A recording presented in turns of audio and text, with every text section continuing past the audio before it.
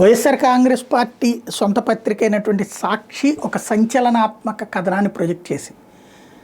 ఇప్పటికే ఆంధ్రజ్యోతి విశాఖపట్నంలో భూముల కుంభకోణం జరిగిందన్నటువంటి దాని మీద ఏమీ జరగలేదని ప్రాథమిక నివేదిక వచ్చిందని రాస్తే, ఇప్పుడు ఇది మరొకటి కాకినాడలో పోర్టులో బియ్యంలో అక్రమాలు జరిగినాయి అని చెప్పినటువంటి దానికి సంబంధించి వినీత్ బ్రిజ్లాల్ నేతృత్వంలోనే ఒక కమిటీ వేయడం, దాంట్లో ఒక 4 డిఎస్పీలను వేయడం, వాళ్ళందరూ వైఎస్ఆర్ కాంగ్రెస్ పార్టీ వాళ్ళంటూ ఈనాడు జ్యోతి రాయడం, ఆ తర్వాత వాళ్ళని తీసేసి మళ్ళీ కొంతమంది తెలుగుదేశం అనుకూల డిఎస్పీలను వేయటం.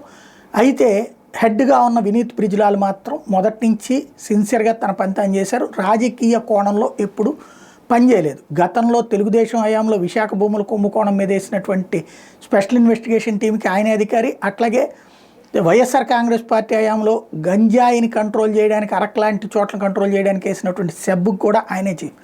ఆయన ఎక్కడా కూడా ఏ ప్రభుత్వం అధికారంలోనో తన డ్యూటీ తను చేస్తుంటాడు. ఆయన్ని ఈ కమిటీకి వేశారు. అయితే ఇప్పుడు తాజాగా జరిగిన పరిణామంకి సంబంధించి సాక్షి రాసుకొచ్చిన కథనం ఏంటంటే, కాకినాడకి సంబంధించిన బియ్యం కుంభకోణంలో వాళ్ళ పేర్లు వీళ్ళ పేర్లు ఎవరి రాయాలో ప్రభుత్వం చెప్తుందో అవన్నీ మీరు రాయండి అని చెప్తే, నేను అట్లా రాయని, నేనేమి ఇన్వెస్టిగేట్ చేశానో అదే రాస్తాను అని ఆయన చెప్పారని, దానికి అంగీకరించక డీజీపీతో పాటుగా సిఐడి చీఫ్ ఇద్దరు ఆయన పిలిపించి సీరియస్గా చెప్పారని, అందుకు అంగీకరించని ఆయన ఆ రొంపిలోకి నేను దిగనంటూ అవసరమైతే రాజీనామా చేస్తానని రాజీనామా లేఖ కూడా ఇచ్చేశారని, అయితే మళ్ళీ అది కాస్త రచ్చ అవుతుందని చెప్పేసి మళ్ళీ డీజీపీ పిలిపించి ఆ రాజీనామాని ఉపసంహరింపజేశారు.